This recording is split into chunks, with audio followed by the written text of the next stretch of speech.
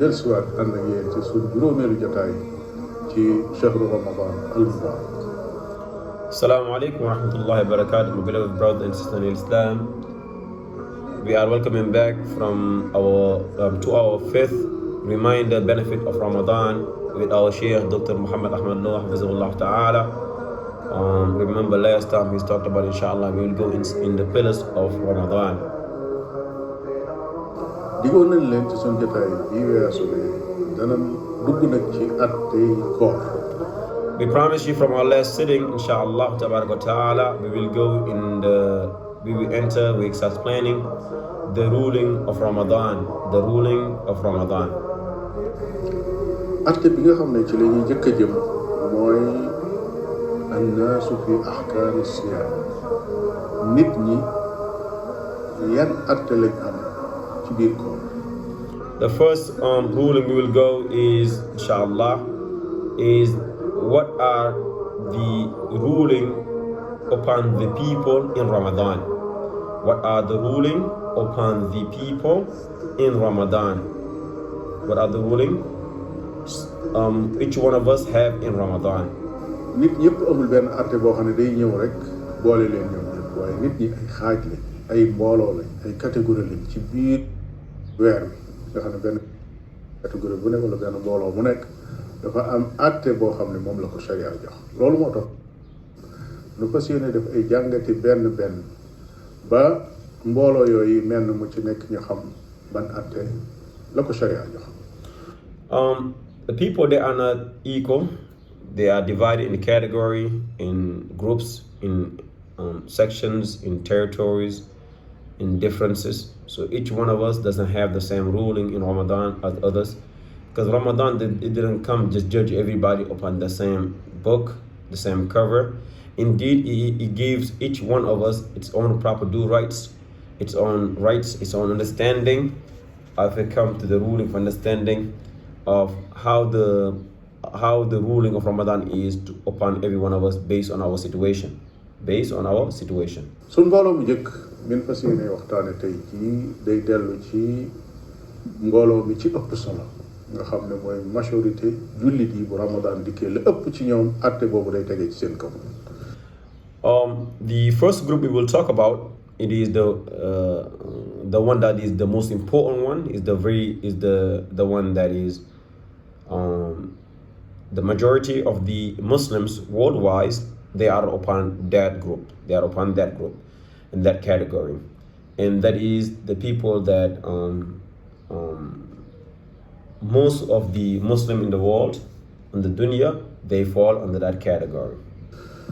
mooy al-muslim al-baaligh al-aaqil al-muqiim al-qaadir as-saalim min al-mawaani'. kon bépp jullit boo xam ne Ramadan ñëw na nga nekk ab jullit, ñaareel ba nga nekk mukallaf majeur. That is, inshallah, we'll break it down slowly and then easily. So like the Shaykh Hafizahullah Ta'ala, he's doing as well. May Allah subhanahu wa ta'ala reward him much good and benefit him with paradise, and then make all his books and then his teaching last and beneficial. First and foremost, the Shaykh Hafizahullah Ta'ala, he go by saying the first category is the first and foremost for him to be Muslim. And I will just go back a bit so understand, for him to be Muslim, as we mentioned the first. kon bépp jullit boo xam ne Ramadan ñëw na nga nekk ab jullit, ñaareel ba nga nekk mukallaf majeur. And the second one is for you to be mukallaf. You are the age of puberty. You pass the age of puberty. When you say the age of puberty, it means the person is become mukallaf. He understands, like any action he does, it fall on him. Like he's accountable for his action. ñetteel ba nga ànd ak sam xel. And the third one is to be sane, like he have senses. He's not insane. Like he understands what's going on. He's not crazy. His aql is with him. His sense is with him.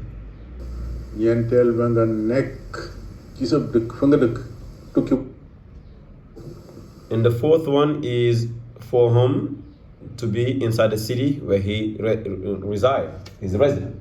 He is not traveling. juróomeel ba nga attan koor man ko. The fifth one, you are able to fast and you are capable of fasting. te amuloo ca ngànt. And you don't have no excuse doing so. You are able to fast. You are capable of fasting without any excuse. kii de koor farata la ci moom. This person, Ramadan is an obligation upon him. boo xam ne sëñu koo bañ a def su ma nee soo na wax lu ëpp farata sax dañ koy wax ndax koor ponk la ci ponki lislaam yi juróom. It is a must upon him to fast. When we say he should be fasting, it is wajib. It's mandatory.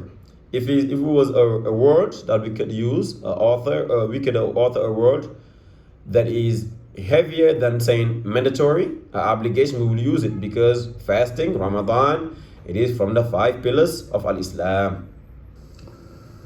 kon day daal di feddali ko ci képp koo xam ne yooyu dajale ci yow. So it became emphasized action. Whomever these 5 pillars fall on you is the emphasize, is the wajib, like it is more beyond obligation for you to do so. nag la ko farataal ci moom sax na ci alquran sax na ci sunna yonent bi sallallahu alayhi wa sallam borom xam yi ci mboolem ngër yi itam dëppoo nañ ci loolu sunu borom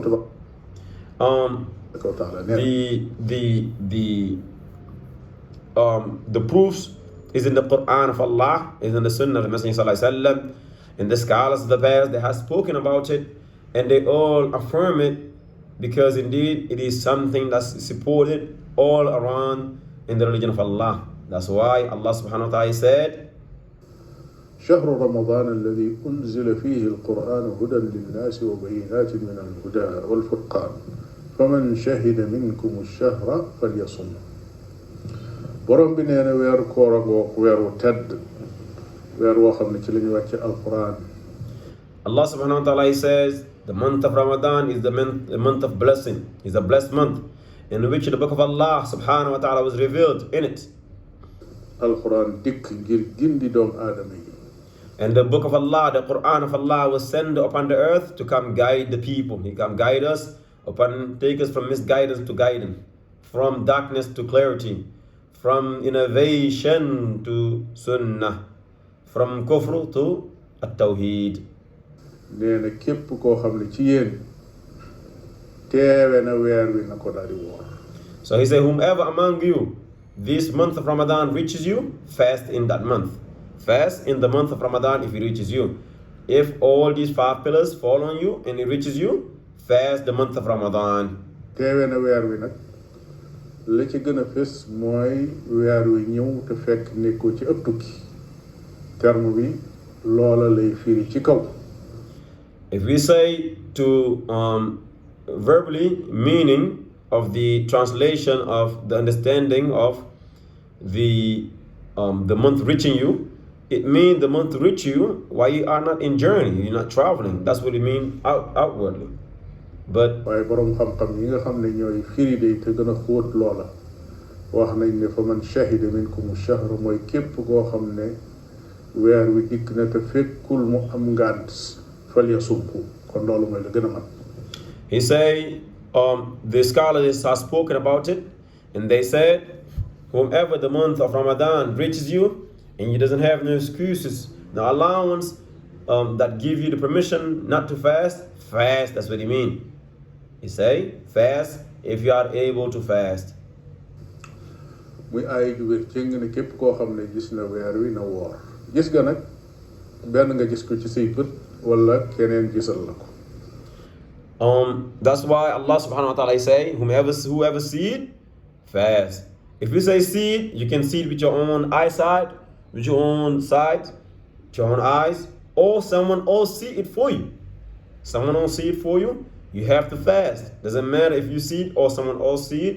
If you get the news that reaches you that it clearly cited, you have to fast. loola lu mat a bàyyi xel te wóor gën naa fesi ci xadisu yonente bi sallallahu alayhi wa sallam bi wax ne ida raaytum alhilaala fa suumu muttafaqun alayhi. su fekkee ne gis ngeen weer wi woor leen su ngeen gisee weer wi woor leen. And that right there is emphasized by with the hadith of the Prophet sallallahu alaihi wasallam, when the hadith is said, when the moon is sighted, fast. When the moon is sighted, fast. su ngeen ko gisee li muy firi mooy yéen xeetu yonent bi sallallahu alayhi wa sallam su ngeen gisee weer wi woor leen. kon mi ko gisul ci sa bët waaye sa àndandoo ci nga dendal gis na ko yëgal la ko farata la ci yow nga woor. So know that if you are not able to see it with your own sight, with your eyes, and then your neighbor, your country neighbor, another country, your continent neighbor, the Muslim who is a neighbor, doesn't really matter where he at in the world, if you see it, fast. Because the hadith say, this eyesight, if your seed is general for the Muslim, like is the general word for all the Muslim, for the Ummah of Muhammad sallallahu alaihi wasallam. Say whoever see it, fast. Just let the others know. So it became a wajib, a mandatory, an obligation upon you to fast. gisoo ko yàgg sa àndandoo waaye sa biir dëkk bi nga nekk wala biir réew mi nga nekk am na ku la ko fi gisal su boobaa woor war nga. If you don't see it, but you have a region, a state nearby you, or a country nearby you, or a region, a street, somewhere nearby, and they see it, then it's an obligation upon you to fast. Even if you don't see it, you and your group. If somebody else see it, another group see it, then you have to fast. weesu na foofu ba jéggi frontière yi dëkk bi nga dëkk waaye képp koo xam ne ab jullit la ci kaw suuf boo xam ne gis na weer wi am moyen bu la ko mën a jottali ba mu agsi ci yow nga yëg ko farata la ci yow nga woor. It doesn't even stop at the borders of the countries, or the borders of the states, or the regions, or the next door neighbors. No, it go worldwide. Wherever a Muslim see it, and he can find a way of a communication that can reach you, and he pass it on to you, is an obligation upon you to fast. Doesn't really matter where he at, as long as he is Muslim and he is in the earth of Allah subhanahu wa ta'ala. moo xam dañ koo jaarale ci ban moyen nag ci moyen de communication yi nga xam ne ñoo am tey ndaxub rajo la ndaxub télévision la ndax dafa doon loo xam ne ci réseaux sociaux yi la wala ci internet wala lu mu mën a doon lay charte ba daal ka la koy jottali na doon ab jullit boo xam ne wax ja muy wax ju mu ne su sukkandiku la. Doesn't really matter where he at. What really matters is he have to be a Muslim, even if you use the internet, the phones, the social medias, the books, mails, phones, WhatsApp, whatever it is, YouTube, whatever it might be, to pass the news on to you is an obligation upon you to fast, because the only thing that really matters is first for him to be Muslim, and second for him to be trustworthy. That's all. kon képp koo xam ne weer wi ñëw na te fekk mucc nga ci yooyu yi ñuy wax muy safaanu yi nga xam ne moom lañ wax su boobaa jàppal ne weer wi farata la ci yow. kon noonu mu saxe ci alquran saxe noonu ci sunna si yonente bi sallallahu alayhi wa alihi wa sallam noonu la saxe it ci ijmaaw mboolem borom xam-xam yi nga xam ne ñooy wax ci turu lislaam amul kenn koo xam ne gis na ne weer war naa mën a feeñ xabaar ba agsi ci yow nga ñàkk ko woor. So it is a general understanding upon all of them. It is the same understanding. It is the understanding of the people who follow the Quran of Allah, the people who follow the Sunnah of Messenger Sallallahu Alaihi Wasallam. It is the understanding of all the scholars, is the understanding, agreement upon them, that if the moon is sighted in the world and the news has reached you, is an obligation upon you to fast, and none of them reject this. It is a general understanding that all of them agree upon. So know that if you have something like this, and this condition that I mentioned, these 5 pillars, these 5 conditions, it reaches you, the month reaches you, and you are under these 5 conditions, these 5 pillars, is an obligation upon you to fast. And the opposite to the obligation is the opposite to the ruling. kon foofu la ñuy tëje suñ jotaayu tey ba dajawaat ci beneen jotaay bi ñëw wa sallallahu wa sallam ala nabiyyina muhammadin wa ala alihi wa ashabihi. من لم يتوب في شهره من ذنبه فهو الذي قد باء بالحرمان.